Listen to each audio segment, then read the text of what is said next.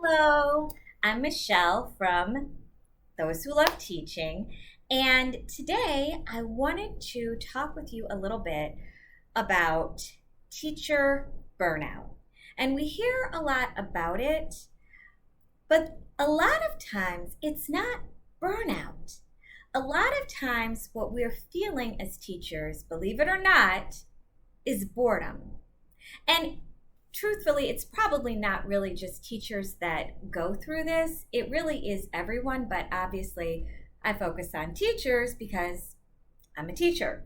So today I have some tips that will help shake things up a little bit. If you are beginning to feel like you might be a little bit burned out, you're probably not.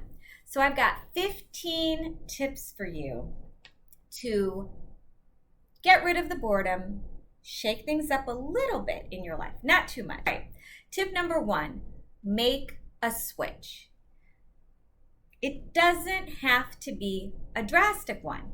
My advice, switch grade levels. I know.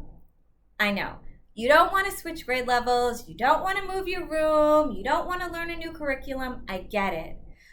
But when I switch grade levels, it is so refreshing.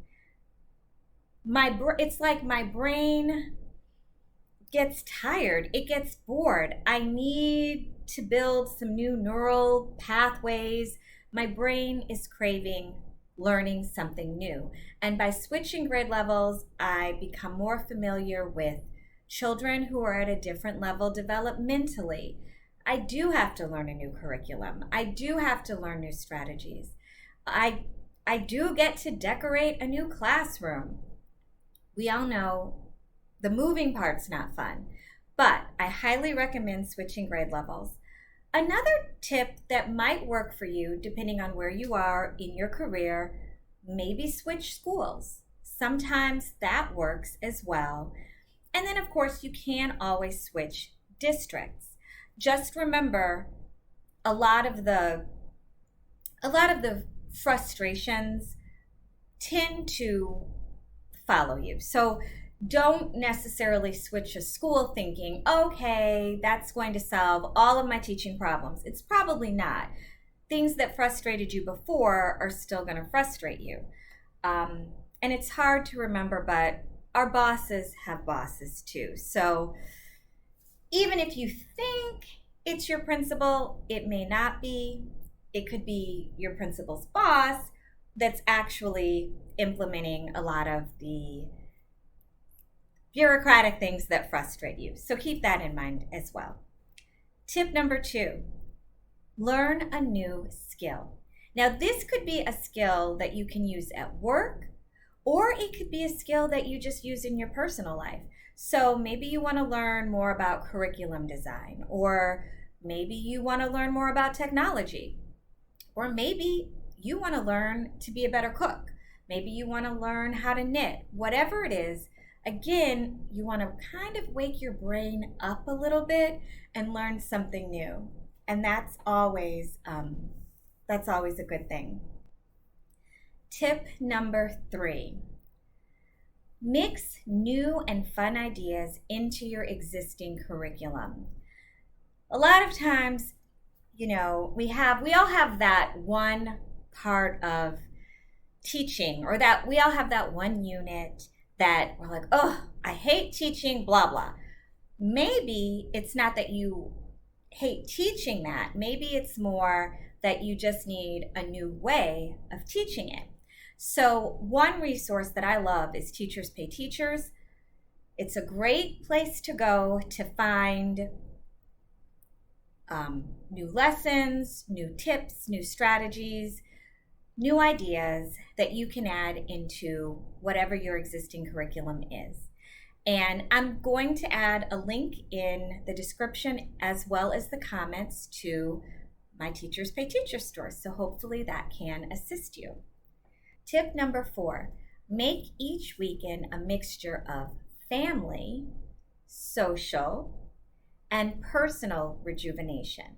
It's ideal if you can have all 3, but for sure, you definitely want social and personal rejuvenation.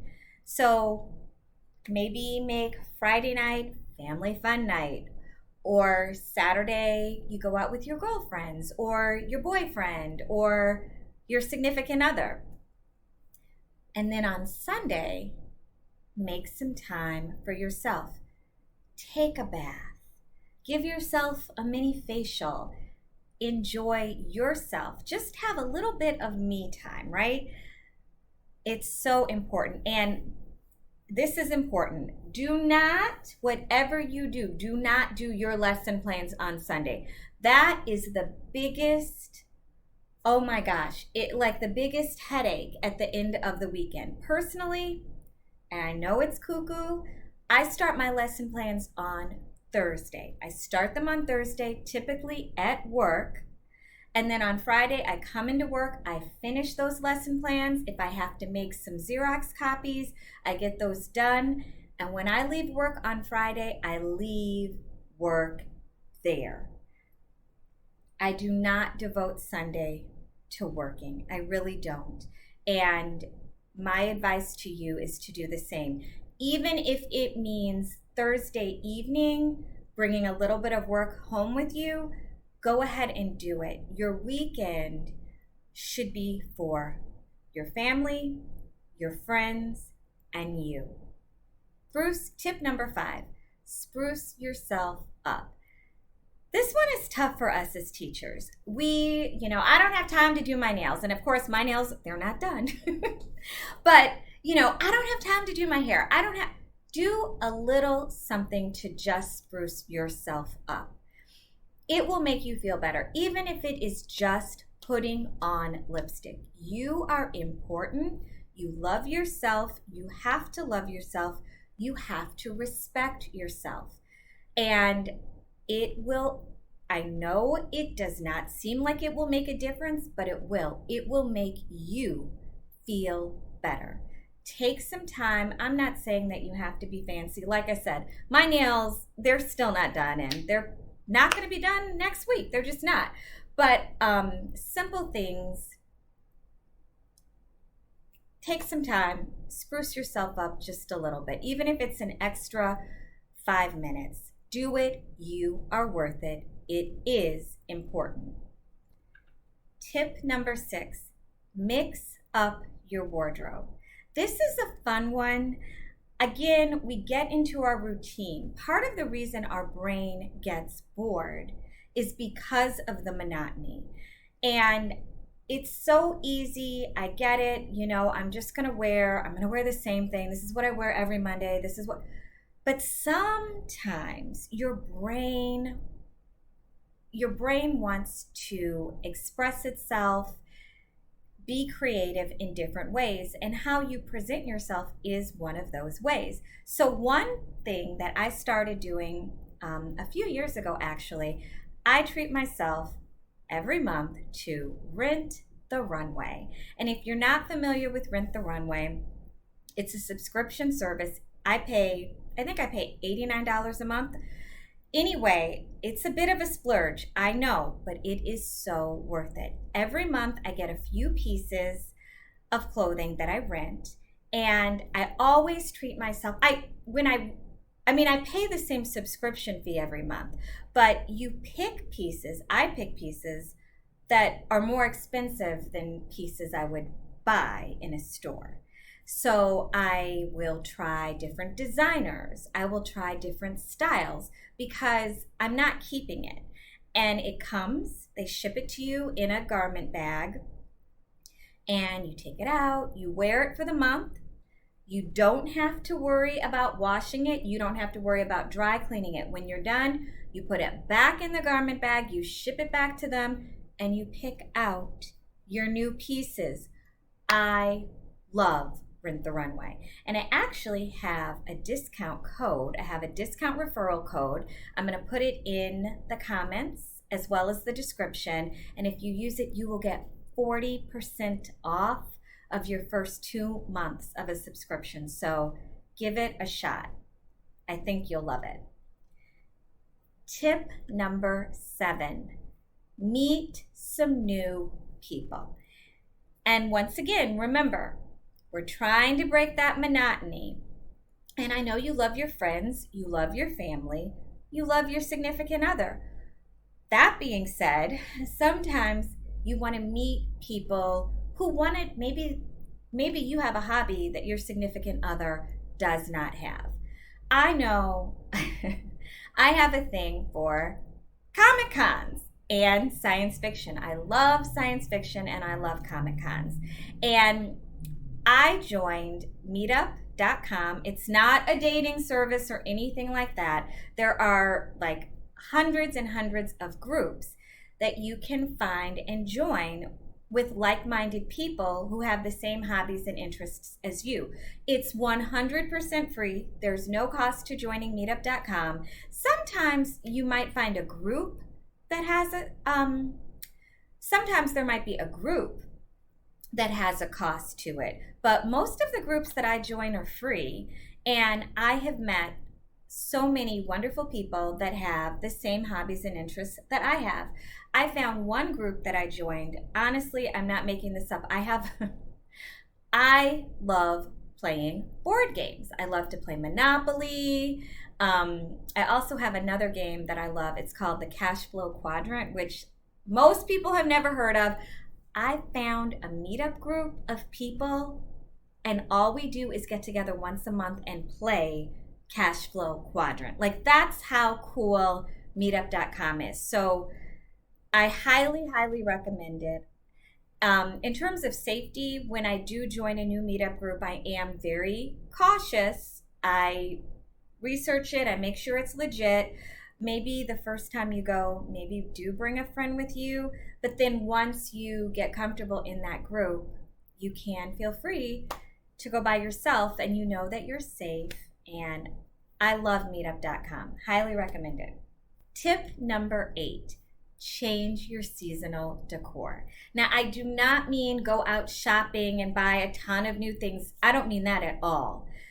Every season, I welcome the new season into my home the same way that I welcome the holidays into my home. And we all love, one of the reasons I think that the holidays are so much fun is we have those special decorations that we only use once a year. And we put them out. Why not welcome every season the same way that we welcome the holidays? And I've done that for the last 12 months. I have welcomed every season. I welcome fall, and I have, I just have some like pretty leaf cutouts and I put them out. The simplest way I change my decor, it's so simple, but I change the tablecloth on my dining room table. And don't ask me why. My grandmother, she gave me so many sets of chargers, and they are all so beautiful. And they all were sitting in my cabinets, and I wasn't using any of them. And now, as I welcome each season, I find the table chargers that match that season or that new tablecloth that I've put out. And my grandma, I was so blessed. I was very close with both of my grandmothers, both my maternal and paternal grandmother, and they're both gone now. But one of the things that I did get when they passed away, I have so many tablecloths. And this is a way that I'm able to rotate through them every season. I change that tablecloth, I put out a new one, and I change the table chargers on the table. And then even things like, I have a lot of beautiful artificial flowers. And I have them just around my house, and I'll rotate them, put them in different places. And some I just take out of the rotation, put them away in a closet, and then bring out something that represents the new season that I'm in. But it encourages me to welcome each season and be grateful in each season and appreciative of all that season brings me. So that is a tip that I encourage you to use. And it, again, gets you out of the monotony. If you are enjoying this video, please hit the like and subscribe button. That lets me know that you're enjoying this video, and then I can make more like them. So thank you. Tip number 9, go to the library. We are all teachers. We know the value and importance of a library. But I'm amazed by the number of people that have not been to their public library recently. There are so many free resources at your library other than just checking out books. You can get free museum passes for your family to spend the day at the museum. Did you know that there are apps that you can use for free, and you can download books directly to your Kindle device, directly to your iPhone? You can download movies now. There are so many free resources, but if you're not familiar with them, I recommend taking a trip to your local library. Also, check out the web page of your local library, because they have links to a lot of their newer resources. Tip number 10, go to sleep an hour earlier. This one really is a game changer.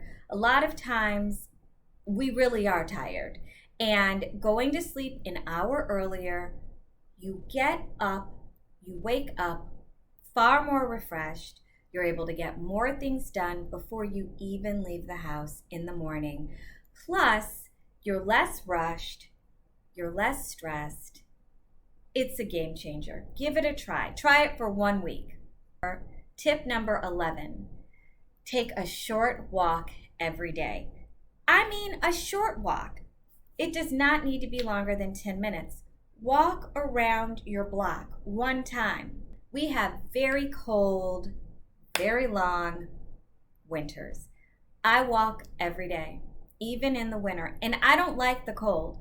I walk around my block, I walk in my backyard, I walk around my courtyard, in my building. Just give it a try.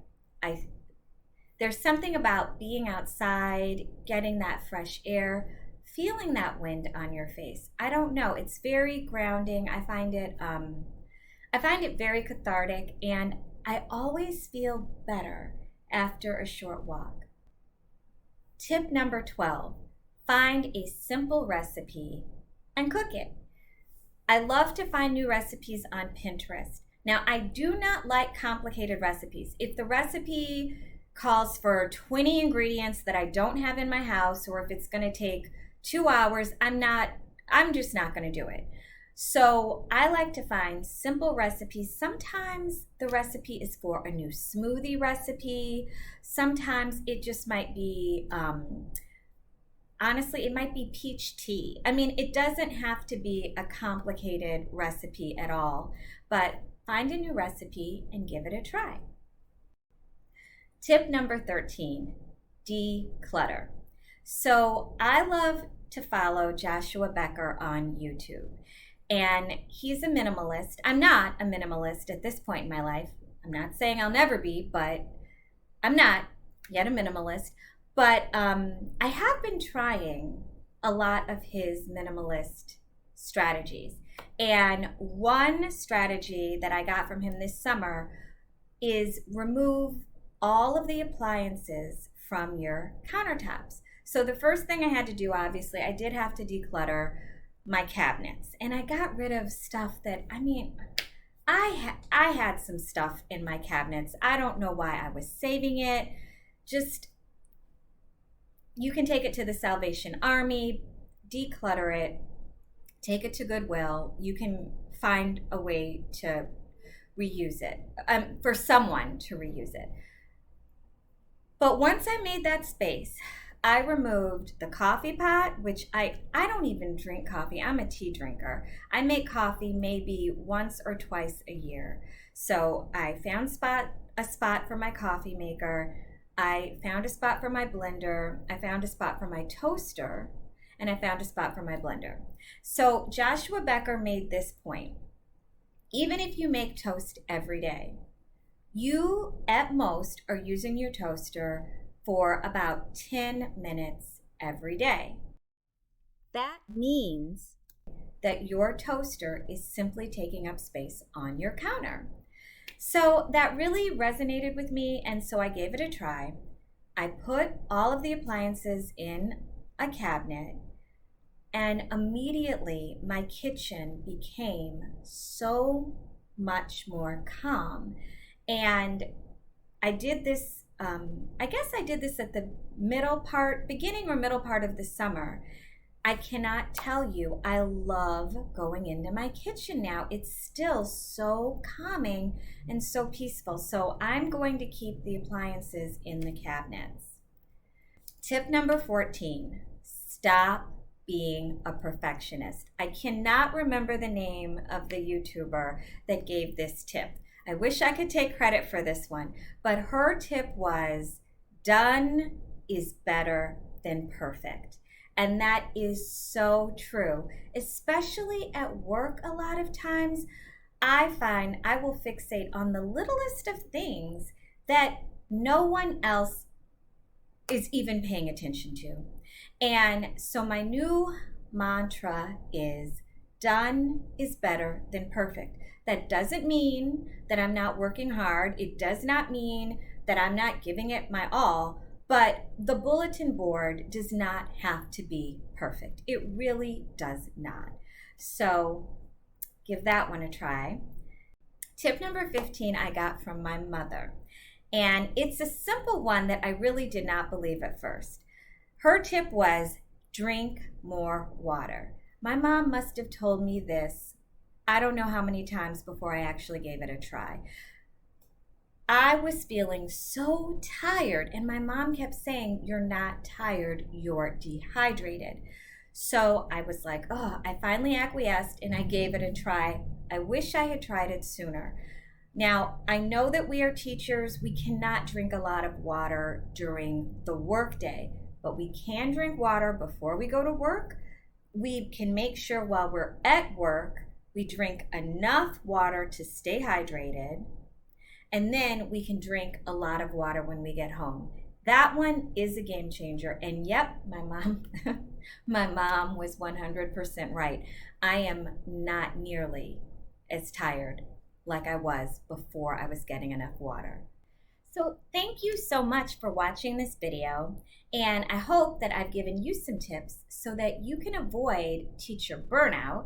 And if you're feeling a little bit like you're already there, remember, you're probably not burned out. You're just bored. So go out there, shake off the boredom, and have some fun. Thanks for watching. Bye.